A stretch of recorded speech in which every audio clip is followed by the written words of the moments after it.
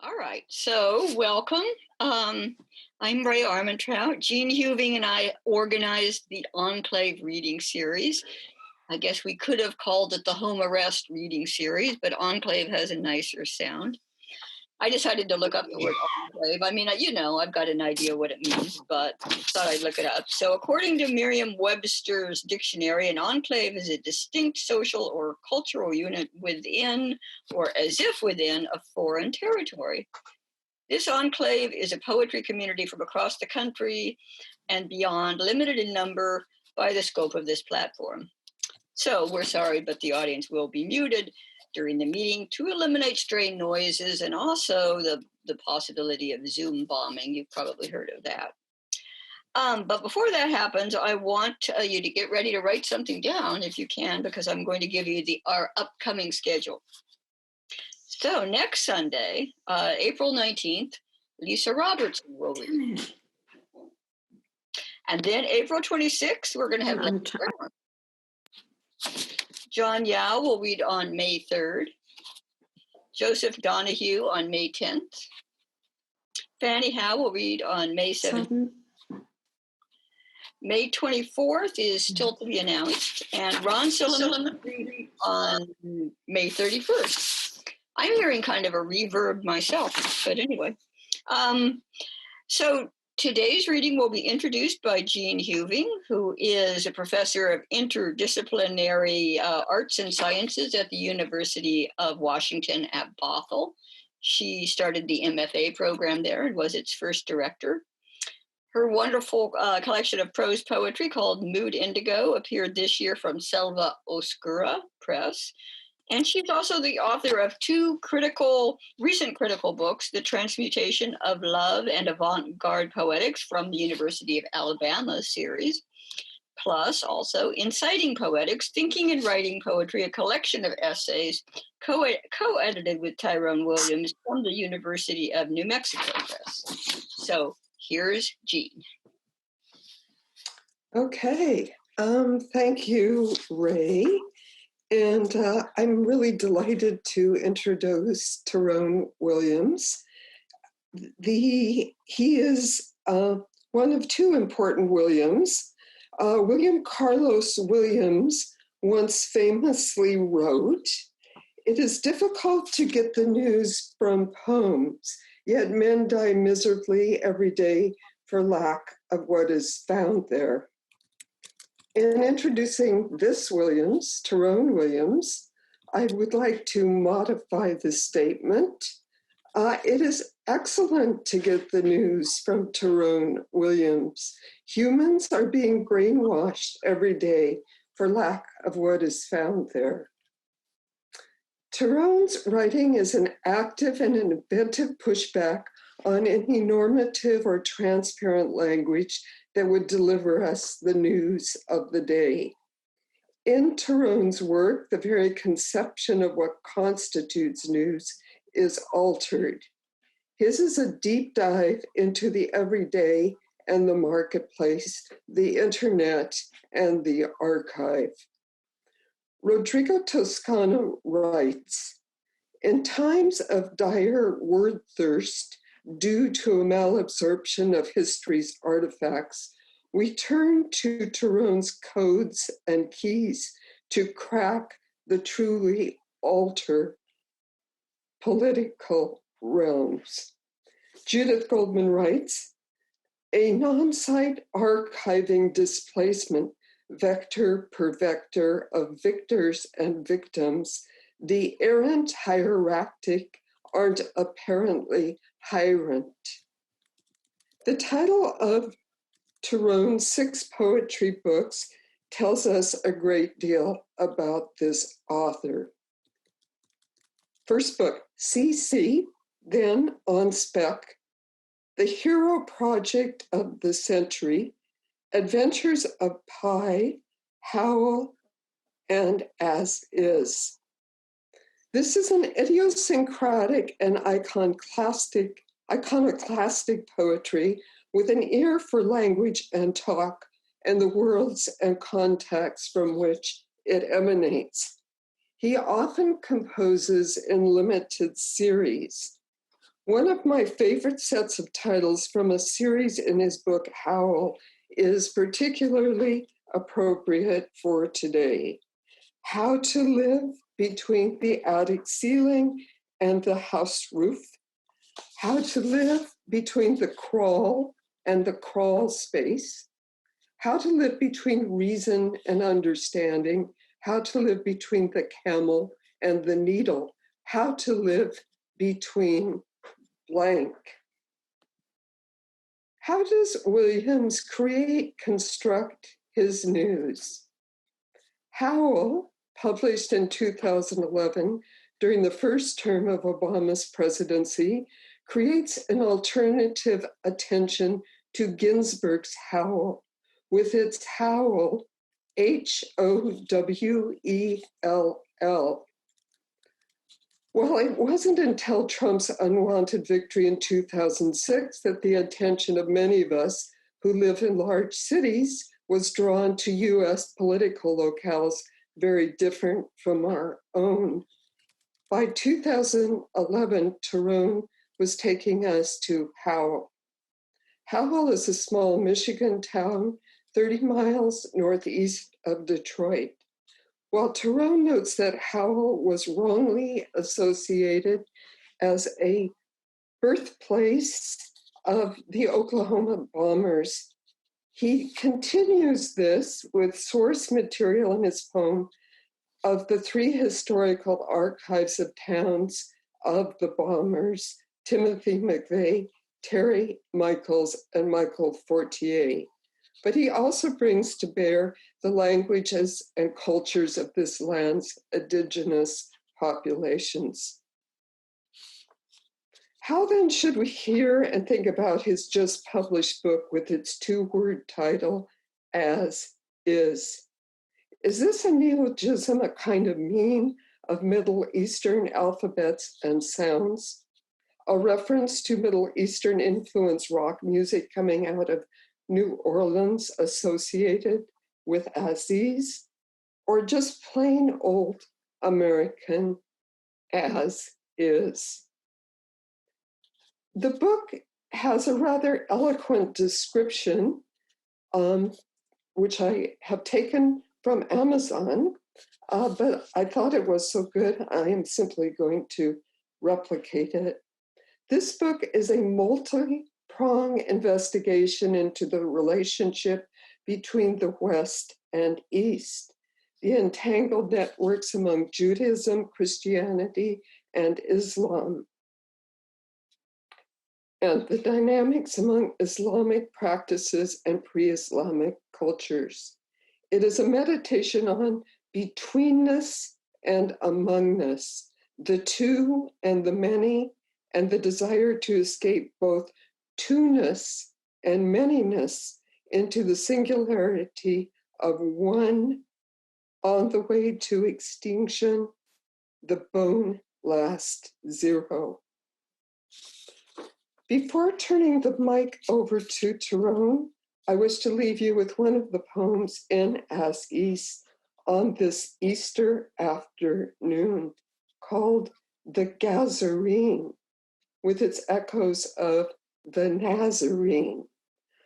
I will pronounce how the lines break words apart, isolating sounds before uniting with their words. The Gazarene, he kneels still, statue-esque in Gethsemane, Egypt, passing to, from, between him. You, Zorius aroma, O lives not pressed, not oil.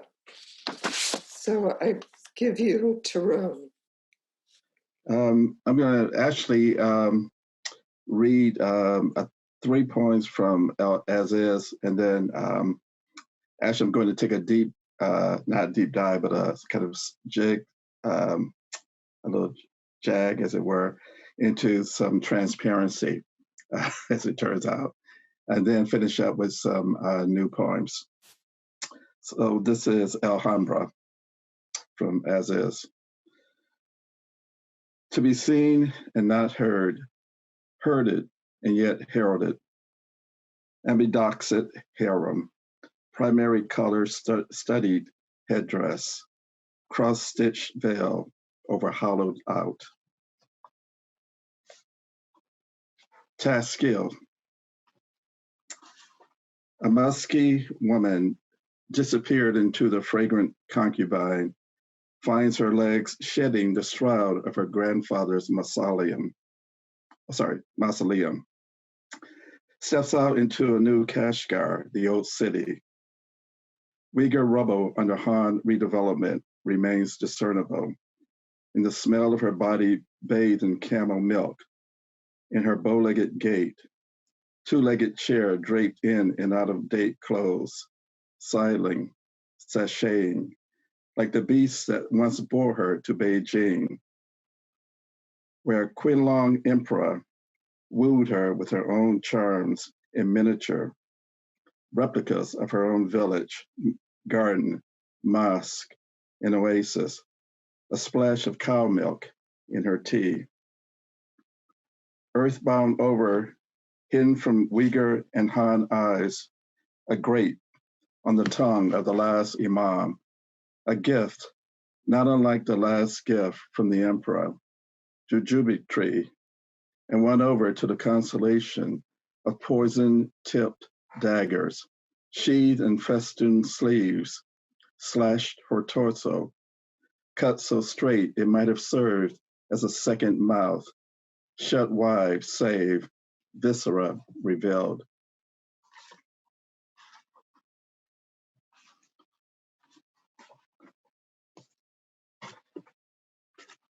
Title of this poem is The Old Kellogg, using the old Kellogg system, library system, 040 to 049.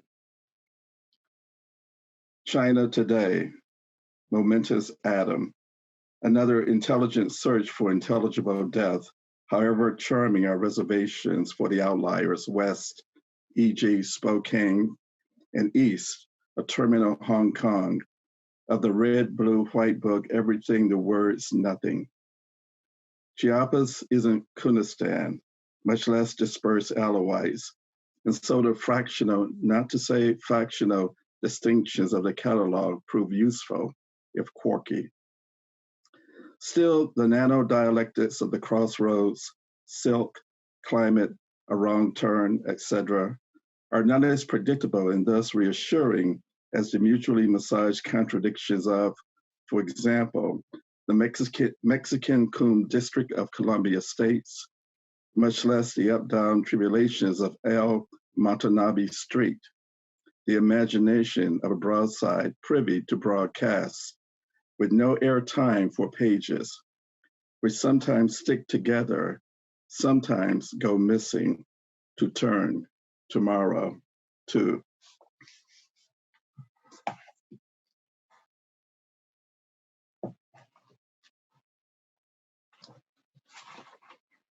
I'm going to read one last poem from As Is.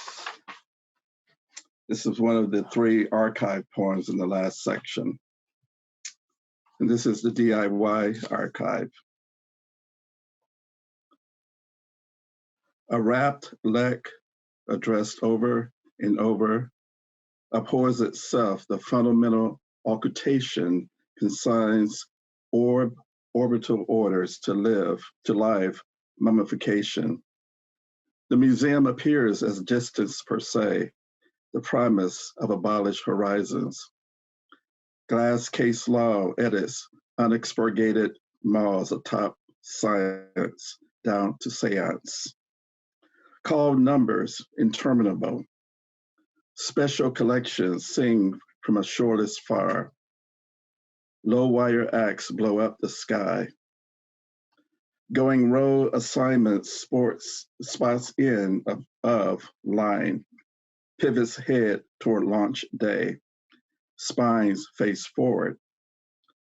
Upright between the bookends of a century, a book of matches cannot be opened by the tap-tap of a cigarette against the back of the other hand, as the palliative luxury of tobacco leaves unfalling in a garden among the fields supplant the dream of work after labor, when we will roll our own or buy them from a church front pharmacy we may or may not own, the smoke of e-smoke stream live from the exhaust pipes of nostrils, as hands uncup and veils drop, blow away like dreams woke. The great god Gumby sighs with pleasure and relief against the white pages of his scrapbook of Negroiana, would-be tear sheets.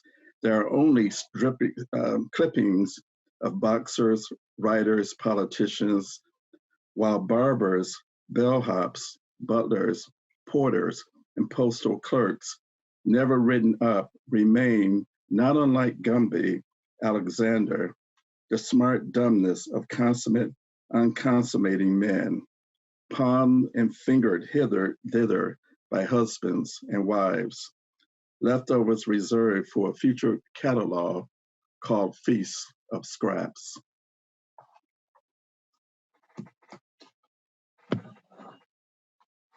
So I wrote this very short memoir about 15 years ago in the context of recalling the first pandemic during my lifetime, the AIDS crisis. And it's primarily about a friend of mine, Bill Hogue. So I'll just read a little bit of this.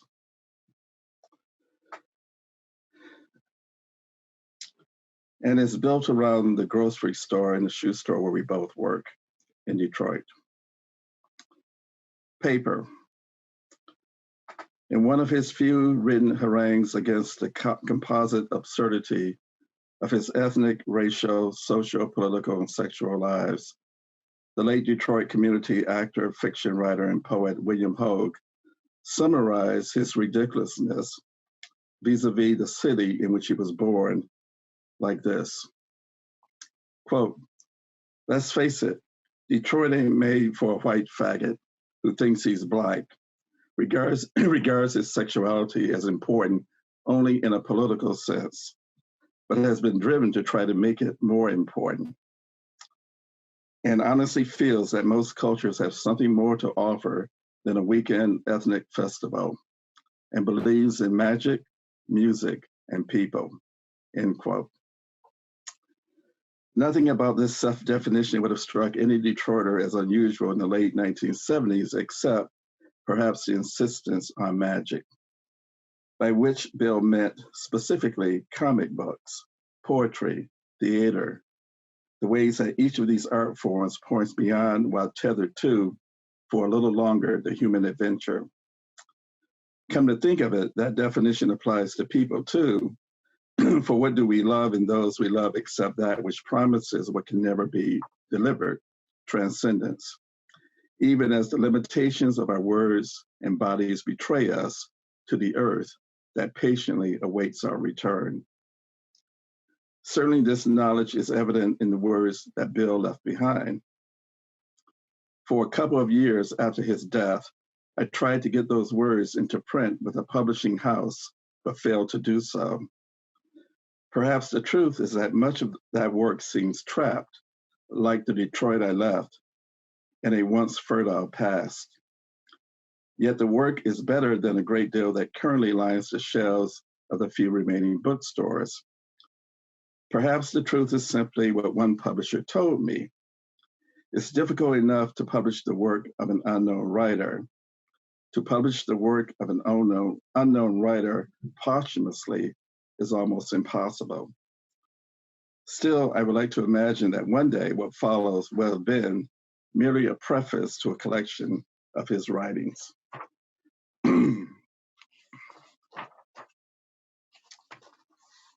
William Hogue, billed to his friends, kept the things of this world in black plastic garbage bags and brown paper grocery bags. For most of his life, for most of the time I knew him, some 18 years or so, he was poor, his economic situation stabilizing only a couple of years before his death. He had just purchased a new computer and a new car when he was forced to enter a hospital for respiratory problems and slipped into the coma from which he would never awake. He understood the transience of all things, and because he was not particularly interested in or concerned with public appearances, however fragile his sense of himself, his place in this world, his body itself, these brown paper grocery bags and black plastic garbage bags served him well. Multi-purposeful luggage, desk drawers, and storage devices. Those bags stuffed into corners and closets always gave Bill the air of a tramp, a hobo, a man one paycheck away from being homeless. Yes, Bill moved constantly, or so it seemed to me, going from one apartment to another. And since most of his possessions were in those bags, he was almost always packed, always prepared to get up and go. Plastic. Strange that I should recall them. Ordinarily, when I think of Bill, I think of his closet full of comic books. He was an inveterate reader and collector. Less than a sign of arrested development, they were, I think, or want to think, an apt representation of the way that Bill understood the intrinsic absurdity of American life in the 20th century. Of course, Bill being Bill, this indictment included himself as well. We were all performers, actors, cartoons, pretending to be everything we were not. Bill's observations are neither profound nor unique. We've all heard and read this kind of analysis before. In so many ways, Bill was just an ordinary man. But because he was my friend, I know that he was an ordinary man who was not allowed to be an ordinary man.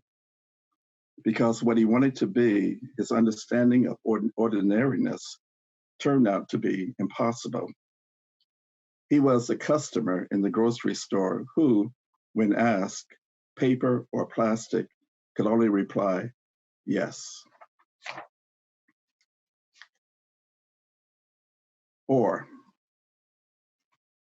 had we been boarding a Greyhound bus in the downtown area of some faltering metropolis, far from whatever shopping and banking remained, far from the occasional restaurants and unremarkable, however touted tourist attractions, Bill's brown paper bags of clothing, comic books, and toiletries might not have warranted a single glance, much less a double take. But we were boarding the Amtrak to Toronto, and though we were boarding from Detroit, a city long in decline, but still, at that time, vibrant with possibility, our fellow passengers looked askance at Bill, at me, at us. Everyone knew that you had to have the proper luggage, be it leather, cloth, or plastic. No one traveling to Toronto was supposed to appear as though he was a homeless derelict.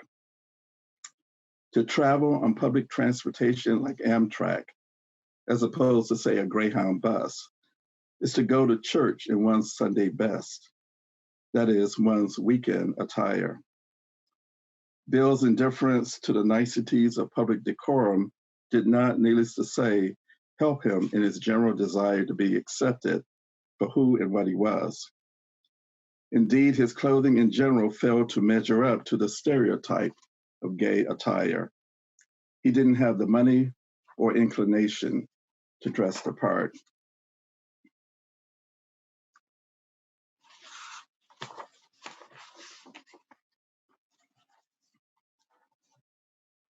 Or, in October 1985, Bill called me and told me he'd been diagnosed with HIV.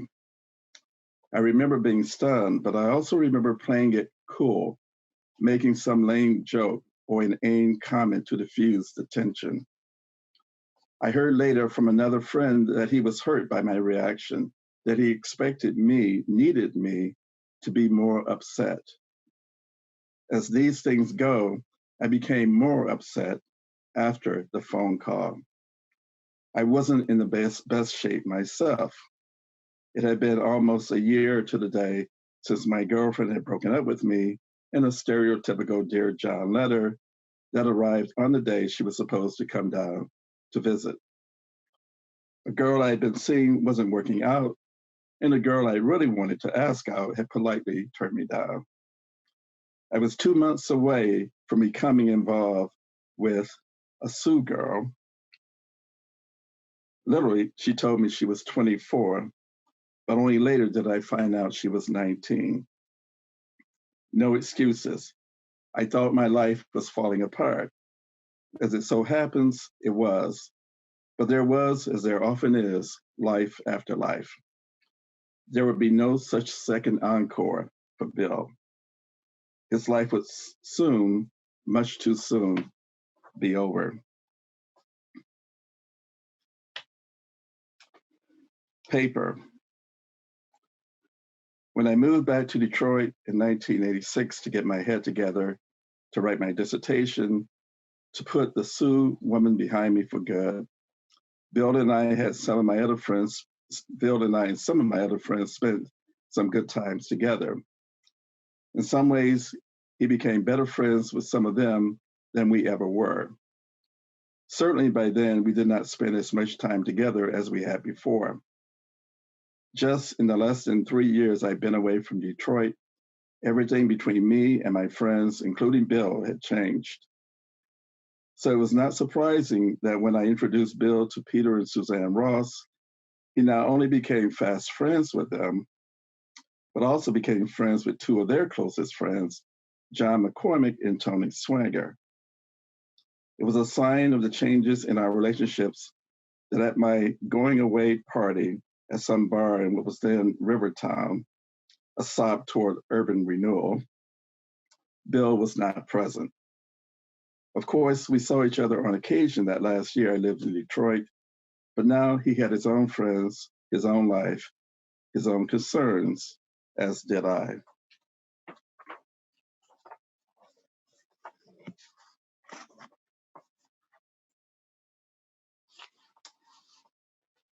Plastic. Bill Hogue called me in October 1985 to tell me he had been diagnosed with HIV. Bill Hogue died in Detroit Ford Hospital in August 1991. I was visiting the Rosses who had by then moved to Philadelphia. I remember Kim Hunter calling me to tell me I had to visit Bill, by then in a coma his second that year, before it was too late. By the time the plane landed in Detroit's Metro Airport, he was gone. I attended the memorial services for him and saw his high school friend, Steve Lockhart. We promised to stay in touch, but of course, we never did. When I look back at the few photographs and letters of Bill that I have, I am reminded of those paper and plastic bags he hauled from apartment to apartment full of comic books. I can still see his closets crammed with comics and clothes. He was a man no one will recall after those who knew him have ourselves disappeared. But like so many other nameless, anonymous individual human beings, he made his life a defiant scream, a shout of exuberance, a moment of ecstasy, even if none ever stabilized into a state resembling happiness, which, by the way, Bill didn't believe in anyway. So that's part of that.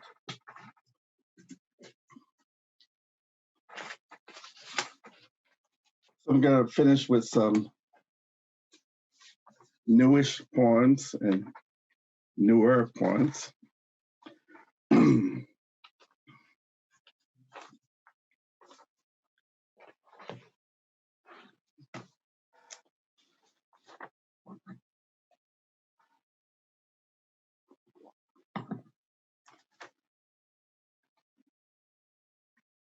It's a Wonderful Life, and they are Rain Man.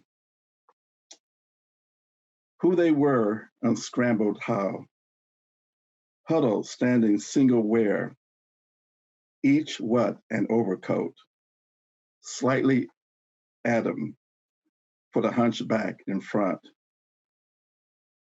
As for now, reversing one, he in wind, the hawk cuts, the ego flies. Why out of the frame? They show their asses all over town, they country hands folded neat like flags, boxed up soldiers. Over sagging pants, they feast too slow to stutter step, a lump of ocean limited.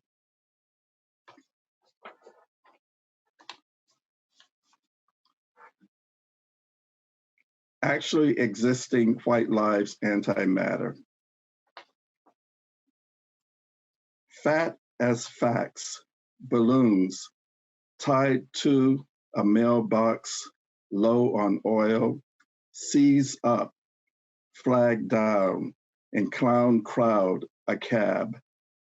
In hell, swell, crowd out the cab driver.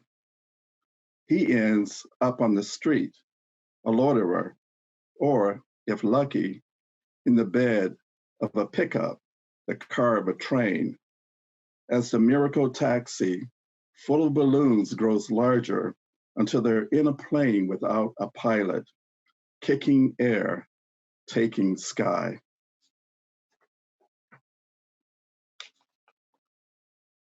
The convenience store.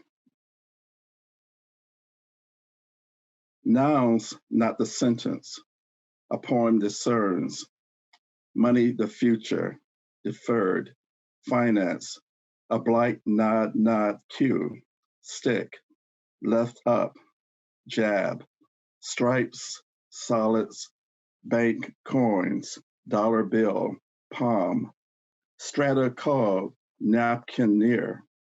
Folded backs. Hidden feta. Passed over. By the bus. However loyal to the red band around a telephone pole. Here's not the place for suburban gold bum rush. Brother, sister orders white handkerchiefs peeking over black lapels like little blue hoodies, pluperfect. Tomorrow credits better, wages lining, hymns green, backs pan, orders method, fonts hell, apostrophes, undercover, seraphs wag, dogs of the wig, wide dark case history, torqued law.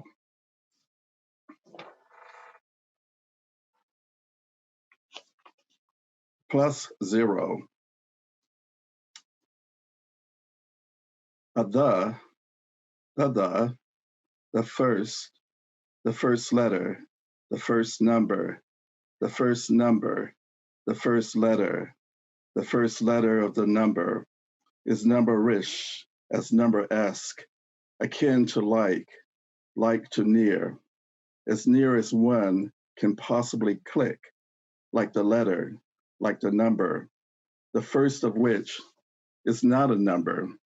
Before a second follows like a double slanted wedge pressed into a half empty chest or arrowhead mounted to a clock missing half a hand, hidden in the first appears in this, appears as once in two ellipses, which is neither letter nor number, a first in a series anchored by the manual two-wheel drive of a sub-umlaut spoken for by the letters of the law, to say nothing of the laws guiding numbers to 0+.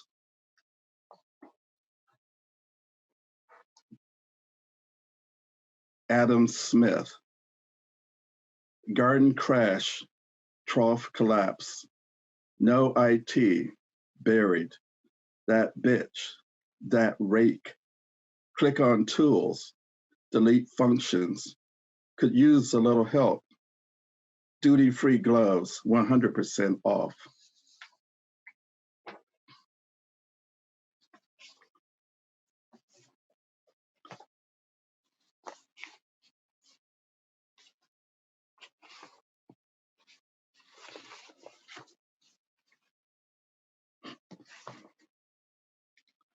That one.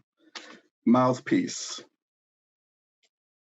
Video killed the radio star of wonder as disasters wander white the noise of many colors turning coats to the painted over painting hanging from a cloud of hooks, the shell museum of the spheres, an old app before any were apt to support a failing CPU.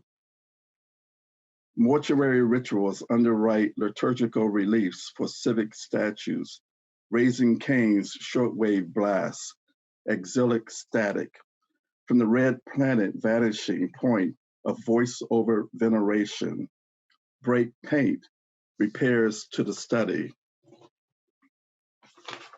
Death no more, sick.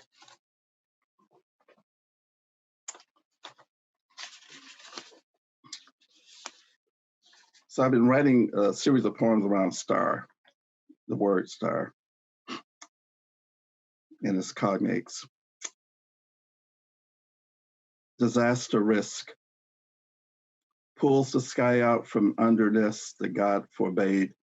Head, subheads. Blessed head, subheads. Upending stairs. Blank above. Train below.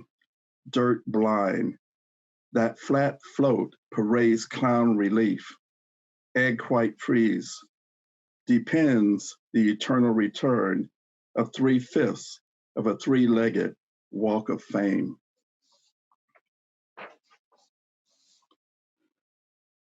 RATS. In the sexy stutter of contagion, he tube flashes gang signs. No, step-by-step instructions. Add on arms, his wing woods, back, his back. Carry affect away. All eyes him. He repairs to the hospital in every human down with pronoun fever, slowly smoking up the up and up. Bazaar. Not the scored strings of a marionette, but the backhanded marketplace where the wares of displacement net returns. The condensation's hawk fisticuffs, tag wrestling, a dislocated angel visible in the cloud chamber of commerce. One thing bleeds, another 2.0, and a third deals from under the deck slaves marked persons of compound interest. A hand about to have a fit inks, no strings.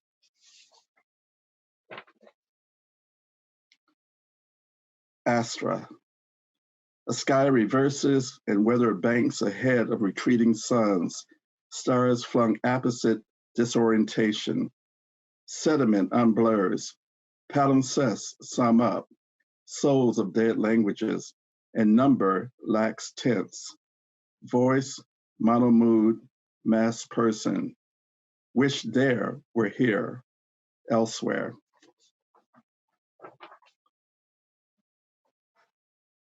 And I'll finish up with a few somewhat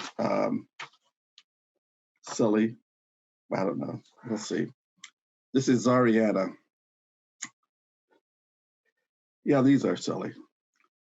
Another cognate in an alphabet, warped after a long time in the water. I, T, stand mute before S, while she runs on and on, gabbing after every letter A to R. Nothing more than a common tart, though I would lower myself to double-cross the little slut by sleeping with her non-identical twin Z. S, mirror of many none-such discourses, lists, tilts, a slit, ankle to vulva, and a skirt, black as cells. Hands in heaven, I pull the string on S. Quote, sorry to bother you again, Ara, but have you seen T? Dear Ara, dear S. S'il vous plaît, répondez, rendez perhaps with either vous, mais petite, or just two. The party I threw, just pour deux, is almost over. My sad balloons sagging, the streamers crinkled, and the guests, my dearly departed, my beard, have left me, ici, ice melting in hands, palm turned up, a dog on its back.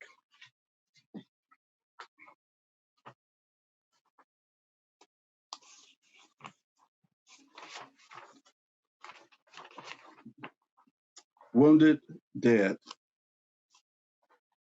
He find himself kicked to the curb. She flung up a flight of stairs where I, clothesline, trip wire, cut the crust from that slice of pie.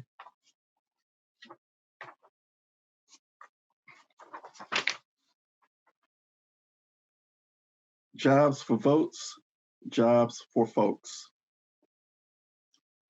The boxer's jab, stick, carrot, stick, jams up the brawler, that no bob can't weed bumbling beast, his right roundhouse, his drop left equals pay, a glancing blow, a jawline rocked.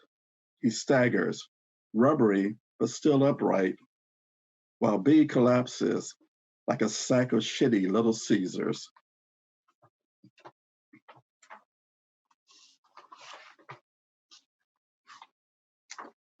And last one, like everybody's business.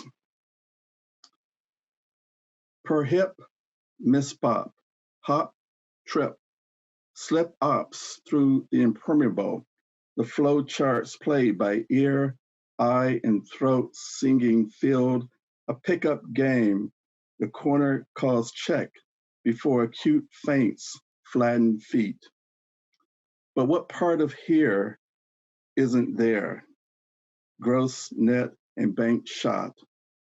We may as well stay all ellipses, otherwise apostrophize, and cop to the bow when we bent down to pick up Africa by the horn and blew a continent away. Thanks.